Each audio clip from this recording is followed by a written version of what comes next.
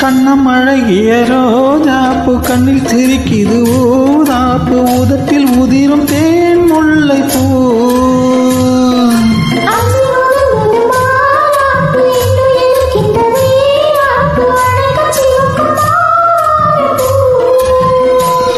அடி சித்திரம் எப்படி சேலையை கட்டுச்சு தேவதை பாதங்கள் பூமியில் விட்டுச்சு